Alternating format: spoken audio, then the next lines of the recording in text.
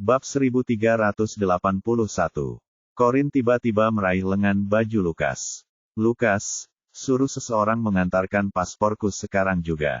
Aku akan naik penerbangan berikutnya ke Molomia, katanya dengan cemas. Lukas terkejut dengan permintaan ini, dan dia mengerutkan kening. Omong kosong, Corin. Kau tidak dalam kondisi untuk pergi kemanapun sekarang. Jadilah gadis baik dan tinggallah di rumah untuk menunggu bayi itu lahir. Keselamatan bayi harus menjadi prioritasmu. Tapi jangan khawatir, aku akan mengirim anak buahku ke Molomia untuk mengawasi Jeremy. Aku berjanji tidak akan tinggal diam jika Jeremy membutuhkan bantuan. Sekalipun dia tidak menyukai Jeremy, Lukas tetap akan membantunya karena dia adalah suami Corin. Mungkin itulah yang dimaksud orang ketika mereka berkata, "Sayangi aku, sayangi anjingku." Sesak di dada Corin semakin terasa saat ia menyaksikan pesawat lepas landas dari jendela bandara. Ia tak kuasa mengingat kembali semua kesalahpahaman yang terjadi antara dirinya dan Jeremy ketika Jeremy pergi ke luar negeri, yang akhirnya membuat mereka berpisah. Semoga semuanya akan berbeda sekarang karena kita sudah mengatakan semua yang perlu kita katakan.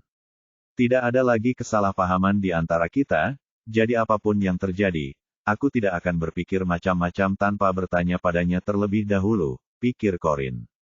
Namun, dia masih khawatir sesuatu yang buruk akan terjadi padanya.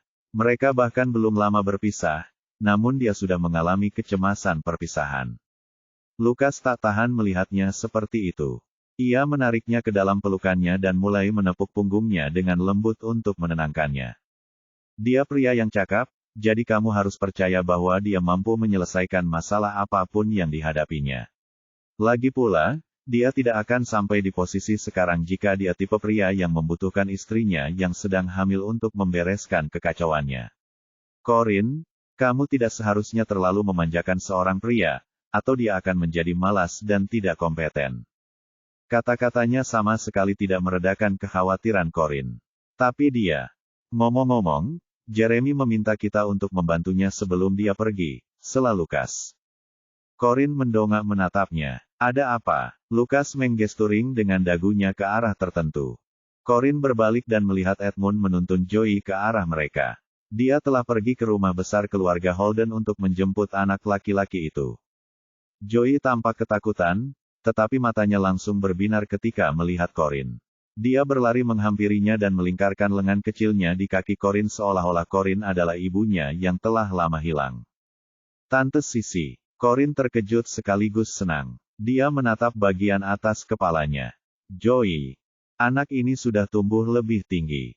Dan dia juga bisa berbicara dan berjalan lebih baik dari sebelumnya. Gumamnya. Joey memeluknya erat. Tante Sisi, kau kembali.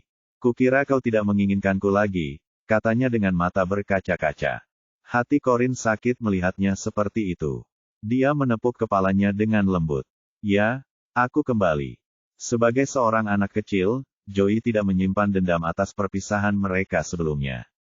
Yang dia rasakan saat itu hanyalah kegembiraan bertemu kembali dengan Corin. Tante Sisi, ayah bilang aku harus menjagamu selama dia pergi dinas. Dia juga bilang kita akan menyambut adik perempuanku saat dia kembali. Adik perempuan. Bibir Corin berkedut. Bagaimana dia bisa yakin itu bayi perempuan? Dia menoleh ke arah Lukas. Apakah ini yang kau maksud ketika kau bilang Jeremy meminta bantuan kami? Lukas mengangguk. Ya, anak itu sangat merindukanmu, jadi Jeremy meminta kami untuk menjaganya selama 3 hari. Sebenarnya, Joey ada di sana untuk mengalihkan perhatian Corin agar dia tidak terlalu khawatir tentang Jeremy. Corin mengalihkan perhatiannya kembali kepada Joey. Dia memegang tangan Joey dan berkata, ayo pulang. Joey mengangguk patuh. Ya, aku akan pergi kemanapun Bibi Sisi berada. Lukas menghela napas lega ketika melihat kekhawatiran Corin terhadap Jeremy telah sirna saat dia berjalan keluar dari bandara bersama Joey. Dia kemudian mengikutinya keluar, tetapi pada saat yang sama, menyadari ada satu orang yang hilang dari kelompok mereka. Sunny di mana? Tanyanya pada Edmund sambil mengerutkan kening. Bab 1382. Aku melihat Tuan Sunny naik taksi tepat saat aku tiba di sini bersama Joey. Aku tidak bisa menghentikannya karena aku sedang sibuk dengan Joey saat itu, jawab Edmund. Membayangkan kemana Sunny mungkin pergi, Lukas dengan kesal memijat pangkal hidungnya. Pergi minta dua orang kita untuk membawanya kembali. Tidak baik jika dia mengganggunya lagi, kata Lukas. Edmund mengangguk. Baik, Tuan Lukas. Saya akan segera melakukannya. Sunny tiba di rumah Sante dengan taksi. Dia naik ke unit apartemennya dan membunyikan bel pintu cukup lama, tetapi pintu tetap tertutup. Dia meneleponnya, tetapi tidak ada yang mengangkat. Dia menjadi semakin marah ketika bayangan Sante mencium dan memeluk pria tak dikenal di depan gedung New Moon Group terlintas di benaknya. Karena tidak ada pilihan lain, dia memutuskan untuk menelepon Aaron. Halo, Tuan Sunny. Ada apa gerangan? Tanya Aaron saat mengangkat telepon. Dilihat dari dentuman musik yang keras, dia pasti berada di klub malam. Kenapa berisik sekali di sana? Dan kenapa Sante belum pulang juga pada jam selarut ini? Tanya Sunny dengan marah. Aku tahu kau tidak akan menelepon kalau tidak menginginkan sesuatu, kata Aaron sambil tersenyum malu-malu. Jadi ini tentang Sante, iya. Sunny sudah kehabisan kesabaran untuk mencoba menghubungi Sante, jadi dia tidak punya kesabaran lagi untuk Aaron. Hentikan omong kosong ini, dan beritahu aku di mana Sante. Dia bersamaku sekarang. Kami sedang di Twilight. Kamu mau ikut? Tanya Aaron sambil tersenyum. Sunny secara naluriah mengerutkan kening ketika mendengar Sante berada di Twilight. Kenapa kau membawanya ke sana? Suruh dia pulang sekarang juga. Katakan padanya aku menunggu di luar rumahnya. Tuan Sunny, Anda salah. Bukan saya yang membawanya ke sini. Malahan, kami sudah sering datang ke tempat ini jauh sebelum bertemu Anda. Lagi pula, dia bos saya, jadi saya tidak bisa mengaturnya. Anda sebaiknya datang ke Twilight jika ingin bertemu dengannya, kata Aaron dengan pasrah. Aaron kemudian mengakhiri panggilan tanpa memberi Sunny kesempatan untuk mengatakan apapun lagi. Hal ini membuat Sunny semakin kesal. Melihat jam, dia berpikir, Lukas akan memarahiku lagi kalau aku tidak pulang sekarang. Tapi aku tidak akan bisa tidur kalau tidak bertemu Sante. Setelah berpikir sejenak, dia memutuskan untuk naik taksi ke Twilight. Dia pernah ke sana sebelumnya, tetapi tidak sendirian. Biasanya, dia ikut bersama Zeke dan anggota kelompok lainnya. Dengan begitu, setidaknya dia punya seseorang yang bisa membelanya jika Lukas menemukannya di sana. Setelah tiba, dia berdiri di dekat pintu masuk untuk beberapa saat. Dia takut akan dihentikan oleh penjaga keamanan karena dia datang sendirian. Tunggu sebentar. Kenapa aku harus takut? Aku juga sudah dewasa. Akhirnya ia berkata pada dirinya sendiri. Kemudian ia berjalan dengan angkuh menuju pintu masuk, tetapi sayangnya, ia dihentikan oleh penjaga keamanan yang menanyakan usianya dan kartu identitasnya. Sunny sama sekali tidak senang dengan hal itu. Tingginya hampir 2 meter, yang membuatnya tampak lebih dewasa daripada teman-temannya. Mengapa penjaga keamanan itu menghentikannya? Hal ini justru semakin menyoroti perbedaan usia antara dirinya dan Sante, yang semakin memperburuk suasana hatinya. Parahnya lagi, ia tidak membawa kartu identitasnya, sehingga ia tidak mungkin membuktikan bahwa dirinya sudah dewasa. Oleh karena itu, ia tidak punya pilihan lain selain meminta bantuan Aaron. Bab 1383. Aaron keluar dalam sekejap. Tepatnya, 2 menit setelah panggilan telepon. Namun, sikapnya tidak membuat Sunny senang. Aku sangat iri dengan kemudaanmu, Tuan Sunny, godanya. Aku bahkan tidak ingat kapan terakhir kali seseorang mengira aku masih di bawah umur. Sunny mencibir dan berkata, apa enaknya menjadi muda. Aku tak sabar menunggu sampai umurku 30 tahun. Di mana Sante? Bawa aku kepadanya. Aaron mengangkat bahu dan menggesturing dengan dagunya ke arah lorong yang menuju ke beberapa kamar pribadi.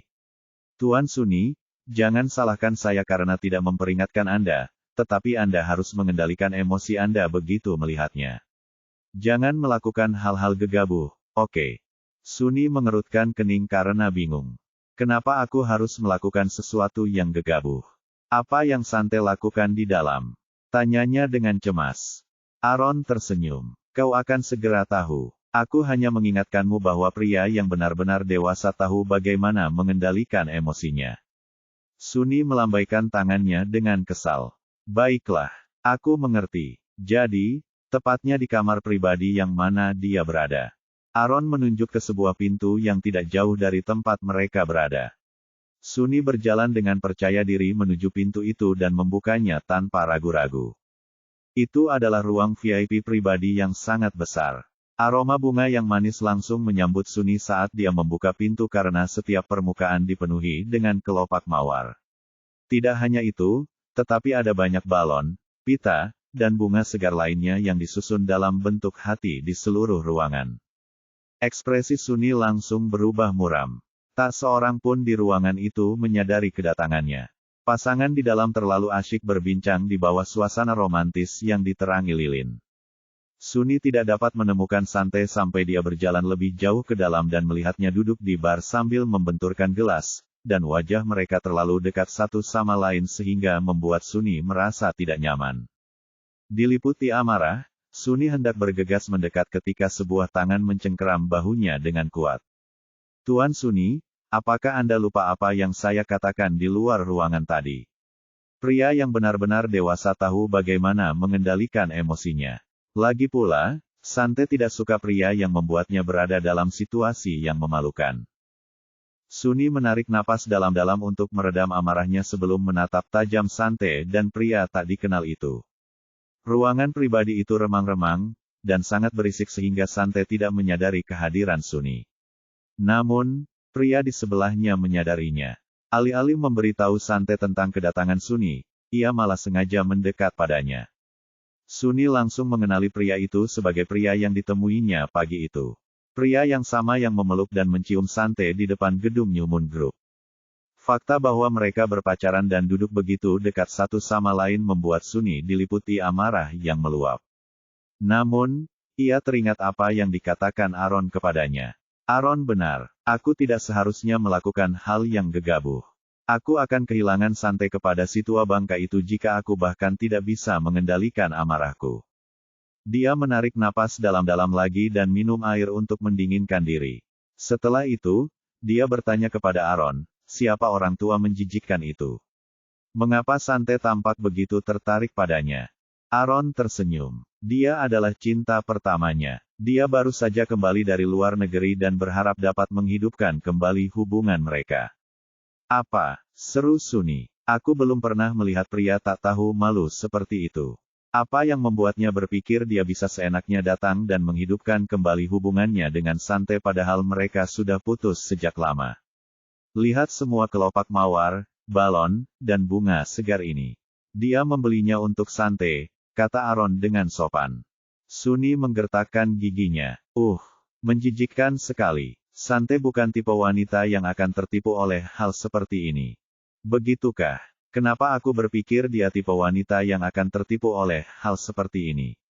Balas Aaron sambil tersenyum. Bab 1384.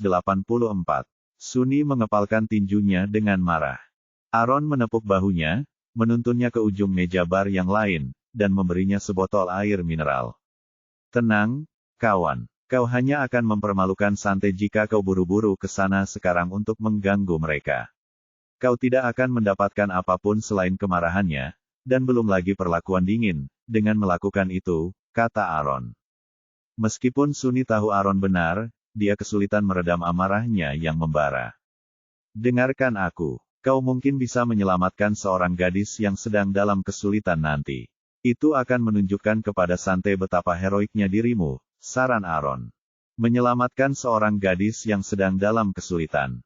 Apa-apaan dia bicara, pikir Suni, tidak mengerti maksud Aaron. Namun, dia memutuskan untuk menunggu dan melihat. Maka, dia menengadahkan kepalanya untuk minum air, dalam upaya untuk mendinginkan diri, sambil menatap Sante dengan tajam. Pria yang duduk di sebelah Sante tidak terlalu tampan. Namun, dengan mengenakan setelan jas dan ditambah dengan sikapnya yang sopan serta aura kesuksesan, ia bisa membuat beberapa hati gadis berdebar. Sante, sudah lama sekali kita tidak bertemu. Harus kuakui, kau sudah banyak berubah, kata pria itu, sambil memutar gelas anggurnya dan menatap Sante. Sante tersenyum tipis. Bagaimana aku berubah? Pria itu memandanginya dari atas ke bawah.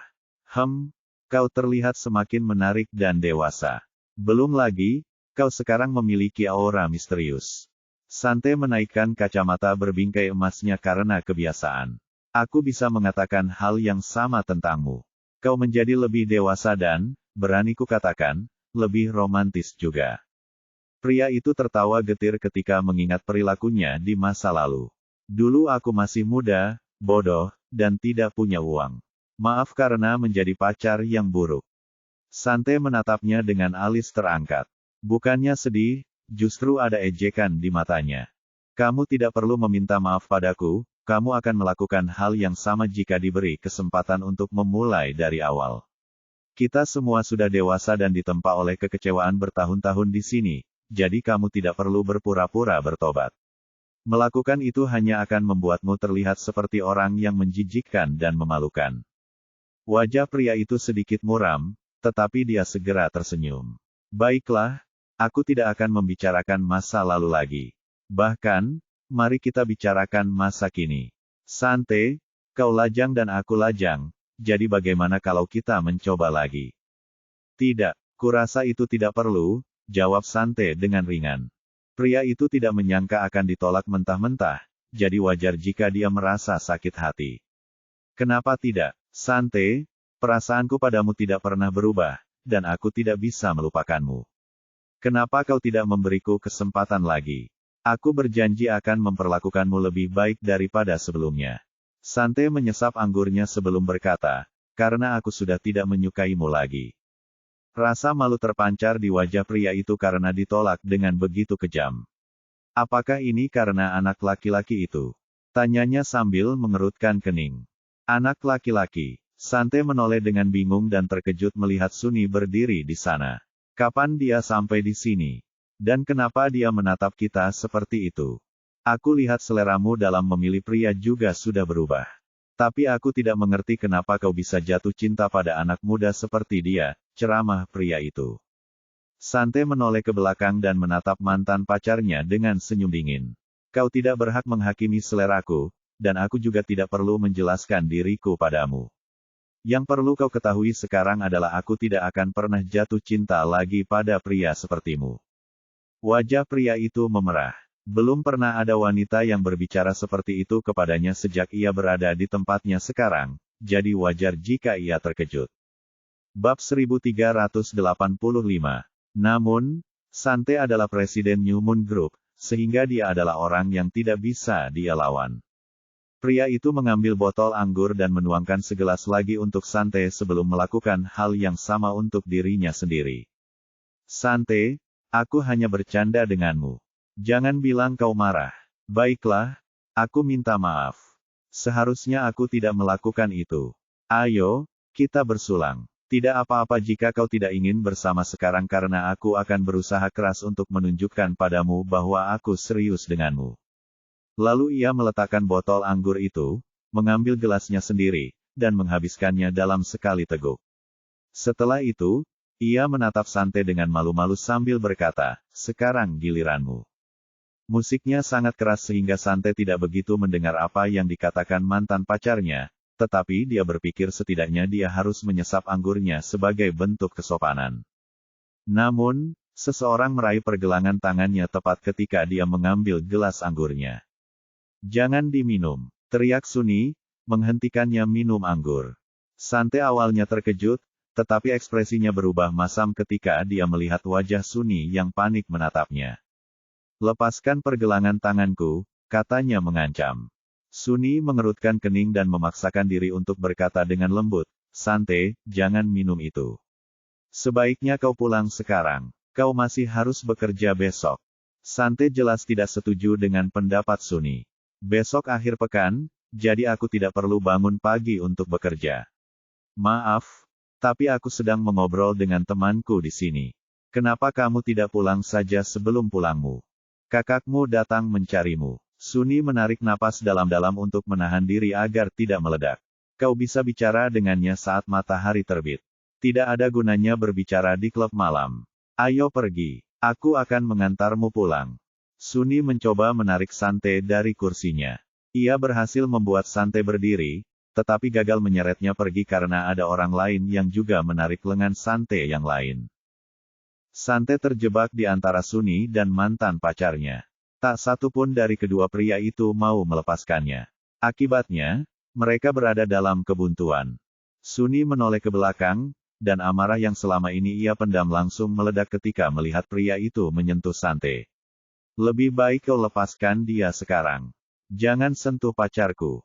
Pria itu tertawa mengejek. Pacarmu, maaf, tapi Sante tidak pernah mengatakan hal seperti itu padaku. Sungguh khayalan yang aneh dan di usia yang begitu muda.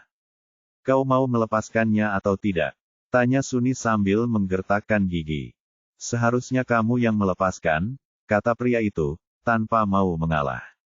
Sante sangat mengenal Suni, jadi sebelum Suni marah besar, dia berkata kepada mantan pacarnya, Sean Leroy.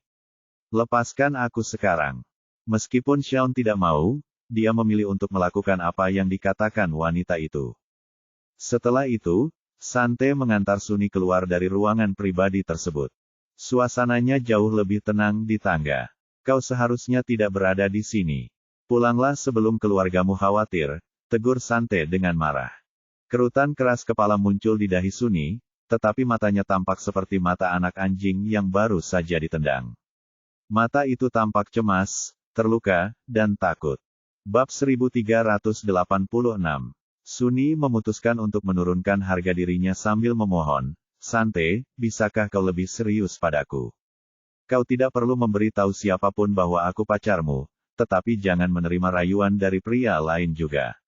Aku bisa menjadi lebih dewasa jika kau menyukai tipe pria seperti itu. Beri aku waktu untuk belajar. Aku berjanji akan belajar. Sante sedikit terkejut, tetapi kemudian dia menatapnya dengan tenang. Apa kau benar-benar berpikir aku akan menaruh harapan pada anak yang bahkan belum lulus SMA atau yang bahkan tidak bisa masuk universitas? Menunggu kau menjadi lebih dewasa. Aku mungkin lebih baik menerima bahwa kau tidak akan pernah tumbuh dewasa atau membuatku berhenti mengkhawatirkanmu. Mata Suni membelalak dan bergetar.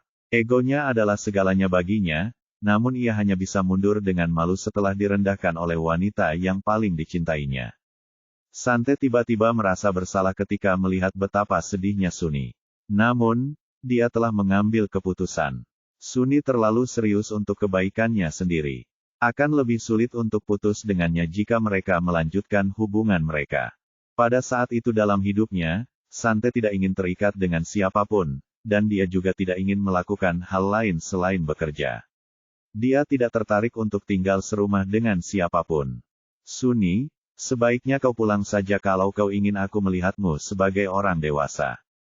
Hanya anak kecil yang akan membuat keluarganya khawatir sepanjang waktu, kata Sante. Genggaman Suni semakin erat di lengan Sante, namun Sante tetap tidak mengatakan apapun. Saat itu, Sean keluar dan bertanya dengan cemas, Sante, apakah kau butuh bantuanku? Sante tidak berniat untuk kembali bersama Sean, tetapi sebuah ide terlintas di benaknya. Untuk memaksa Suni melepaskannya, dia meraih lengan Sean dengan tangan satunya dan berkata, Sean, bisakah kau menendangnya? Keluar, dia membuatku kesal. Terkejut, Sean menatap kosong tangan Sante di lengannya sebelum tersadar dari lamunannya. Isyaratnya sepertinya telah memberinya kepercayaan diri yang dibutuhkannya untuk merangkul bahunya. Sambil menatap tajam Suni, dia berkata, kau dengar itu, nak. Dia sama sekali tidak peduli padamu, jadi lepaskan dia sekarang. Kalau tidak, aku akan menelepon polisi dan menuntutmu karena melecehkan pacarku. Suni menatap Sante dengan tajam dan akhirnya meludah, aku membencimu.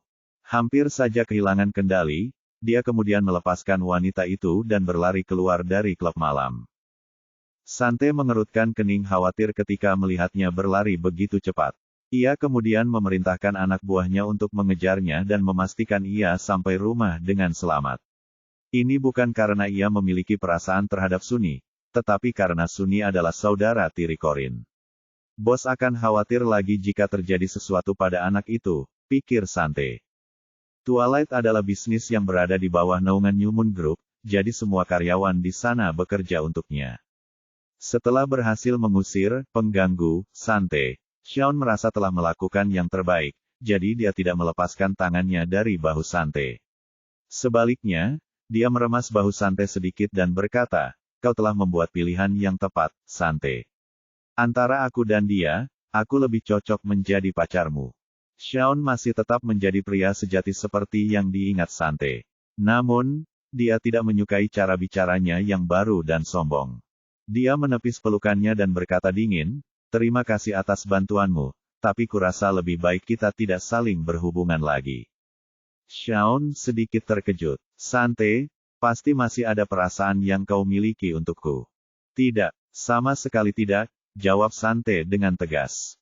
Xiaon tidak akan menyerah begitu saja. Dia memutuskan untuk mengambil pendekatan lain. Oke, bisakah kita setidaknya berteman? Aku rasa tidak perlu kita memutuskan hubungan. Sante menaikkan kacamata berbingkai emasnya. Sepertinya dia tidak akan mundur kecuali aku memperjelasnya. Xiaon, satu-satunya alasan aku tetap berhubungan denganmu selama bertahun-tahun adalah karena kamu masih membutuhkanku. Maaf jika aku memberimu harapan palsu bahwa kita bisa kembali bersama. Meskipun begitu, aku bersikeras kita tidak saling menghubungi kecuali jika memang diperlukan. Xiaon memutuskan untuk mencoba sekali lagi. Sante, kata-katamu sangat menyakitkan. Meskipun begitu, aku masih membutuhkanmu, kan? Kita bisa terus bekerja sama jika proyeknya memungkinkan, jadi kita tidak bisa tidak saling menghubungi. Bahkan jika kau tidak peduli padaku, kau seharusnya peduli dengan kerugian yang akan dihadapi perusahaanmu. Bab 1387. Sante tersenyum. Kau terlalu percaya diri. New Moon Group lebih dari mampu kehilangan bisnis yang kau bawa untuk kami. Aku menghargai semua tindakan romantis yang kau lakukan untukku malam ini. Tapi kau harus tahu aku bukan gadis muda seperti dulu. Terus terang, hal-hal ini membuatku malu. Xiaon merasakan sakit yang menusuk di dadanya. Sambil mengerutkan kening, dia berkata, Sante, aku. Sante tidak ingin mendengar apa yang akan dikatakan Aaron lagi, jadi dia berteriak ke arah ruangan pribadi itu, Aaron. Aku datang. Aaron segera berlari keluar dari ruangan pribadi itu. Sante melemparkan seikat kunci mobil ke arahnya. Kau belum minum alkohol, jadi kau bisa mengantarku pulang. Bawa mobilnya, dan ayo kita pergi dari sini. Aaron meraih kunci mobil dan bergumam pelan, dia pikir aku ini apa? Sopirnya. Sante mengabaikan Aaron dan berjalan menuju pintu masuk. Dia menunggu Aaron membawa mobilnya. Dengan sangat cepat, Aaron tiba dengan mobil, dan Sante masuk ke dalamnya. Begitu dia masuk ke dalam mobil, Aaron bercanda, Sante, mantan pacarmu mungkin bukan orang penting seperti yang dia kira, tapi ponselnya memang memiliki akses ke banyak sumber daya perusahaan besar. Apa kamu yakin tidak apa-apa menolaknya seperti itu? Sante meliriknya dengan sinis. Kalau begitu, haruskah aku mengenalkannya padamu? Kau bisa bertukar semua sumber daya yang kau suka dengannya begitu kalian berdua bersama. Tidak mungkin. Aku kan heteroseksual, oke. Sante mengabaikannya. Dia tahu Xiaon masih bisa berguna baginya. Itulah sebabnya dia tetap berhubungan dengannya sejak awal. Namun, dia tahu Xiaon akan berpikir dia masih punya kesempatan dengannya jika dia terus berhubungan dengannya setelah apa yang terjadi. Jika mereka terus berteman, Xiaon akan menggunakan sumber daya yang dimilikinya sebagai alat tawar-menawar, dan itu akan membuat hidup Sante semakin sulit. Karena itu, memutuskan hubungan dengannya adalah tindakan terbaik. Lagi pula, selalu ada cara lain untuk memperoleh lebih banyak sumber daya. Aku pasti buta karena jatuh cinta padanya saat masih muda, pikirnya. Satu-satunya perasaan yang dia miliki terhadap pria manipulatif seperti Xiaon adalah rasa jijik. Tiba-tiba, Sante melihat keluar jendela dan menyadari mobil itu tidak mengambil rute pulang yang biasa. Jadi dia bertanya kepada Aaron, kita mau kemana? Ke rumah besar keluarga Rivera untuk melihat keadaan bos. Kudengar Jeremy akan terbang ke Molomia malam ini untuk menangani masalah Sofia. Aku agak khawatir bos akan sedang dalam suasana hati yang buruk, jadi mari kita mampir untuk berkunjung. Wajah Sante langsung memerah begitu mendengar nama rumah besar keluarga Rivera.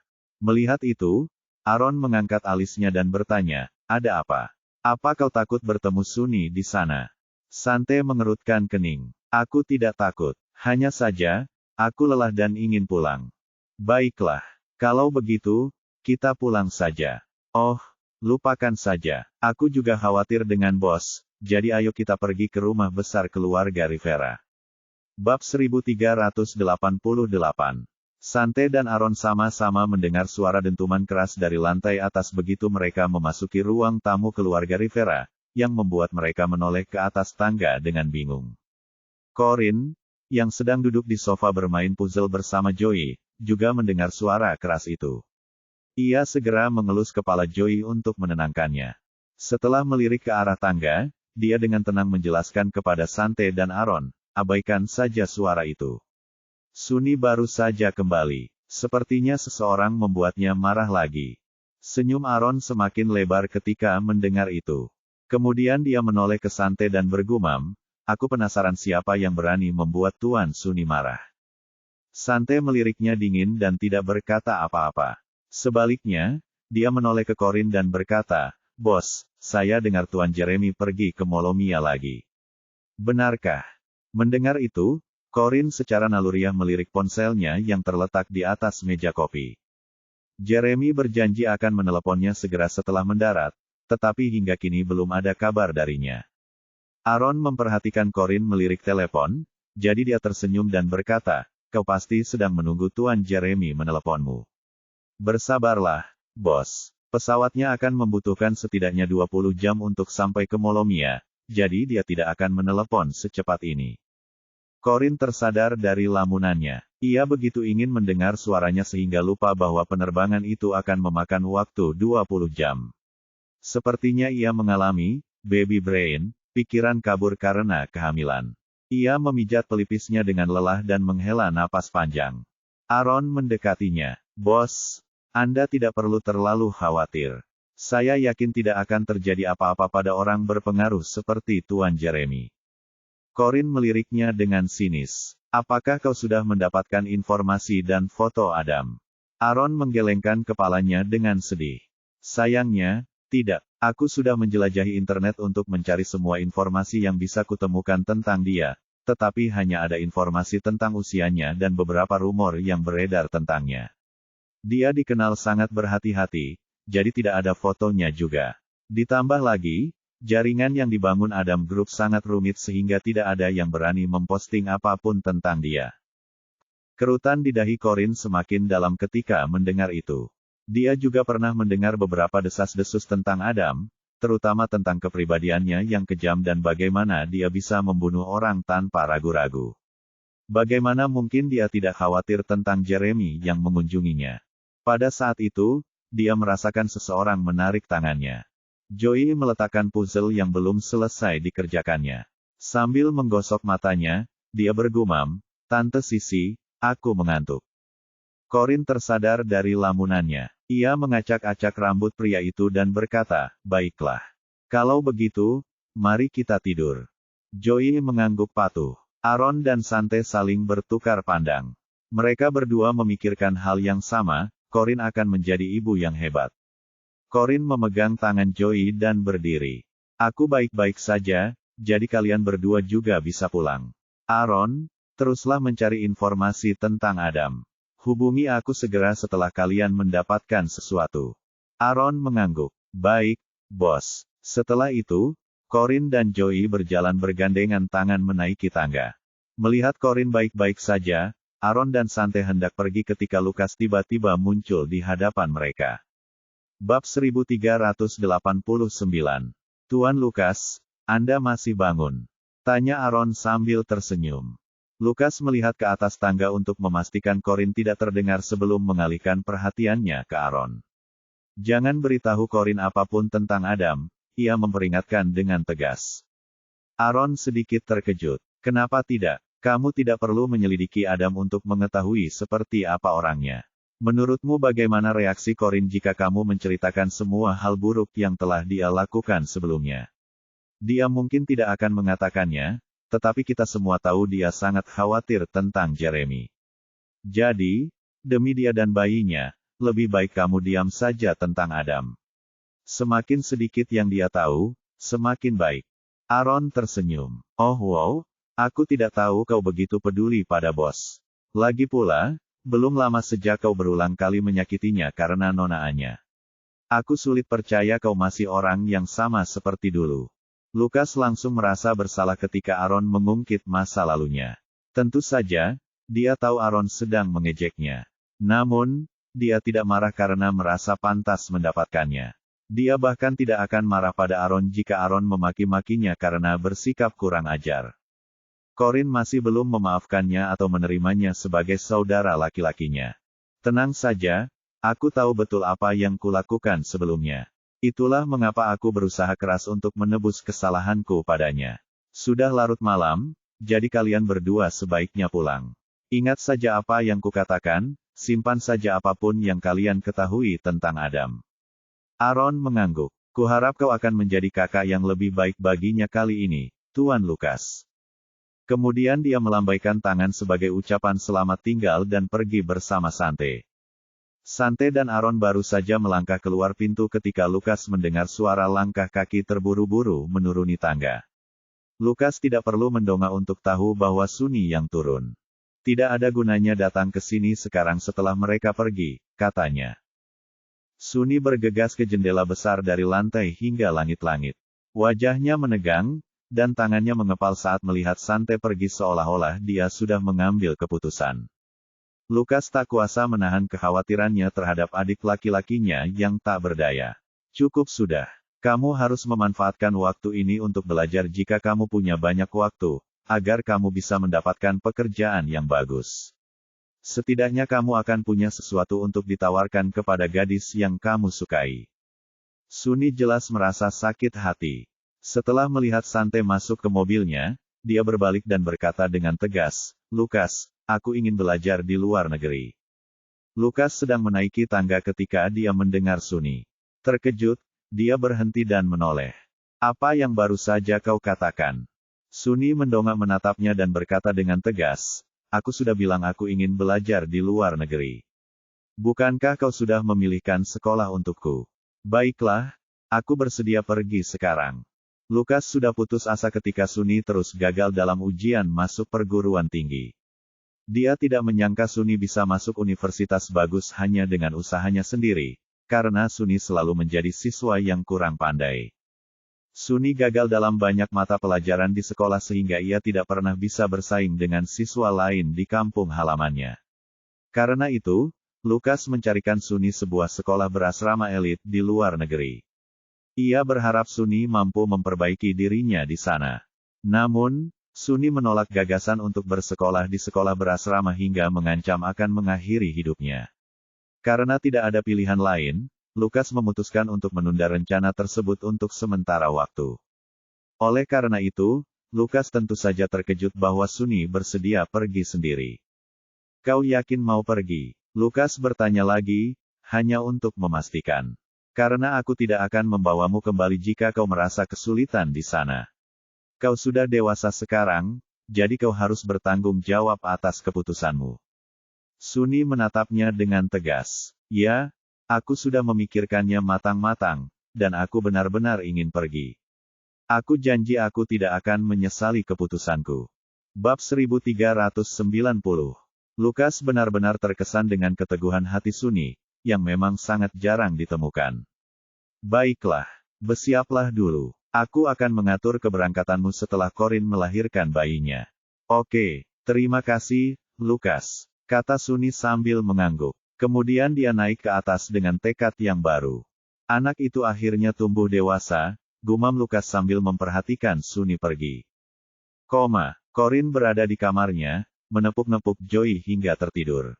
Ia sesekali melirik ponselnya, meskipun ia tahu mustahil bagi Jeremy untuk mendarat secepat itu. Entah bagaimana, dia tertidur. Ketika dia bangun keesokan harinya, masih belum ada kabar dari Jeremy. Karena itu, dia menghabiskan sepanjang hari dengan perasaan gelisah. Barulah pada malam hari dia menerima telepon dari Jeremy. Saya baru saja mendarat. Apakah Anda sudah makan? Tanyanya. Corinne menghela napas lega mendengar suara Jeremy. Ya, ketiga kali makan itu. Bagaimana denganmu? Jeremy terdengar seperti sedang berjalan. Ya, aku makan makanan pesawat. Rasanya menjijikkan, padahal aku duduk di kelas 1. Corin telah menunggu seharian agar dia menelepon, namun dia mendapati dirinya tak tahu harus berkata apa. Aku harus pergi sekarang. Pastikan kamu makan dengan baik beberapa hari ini.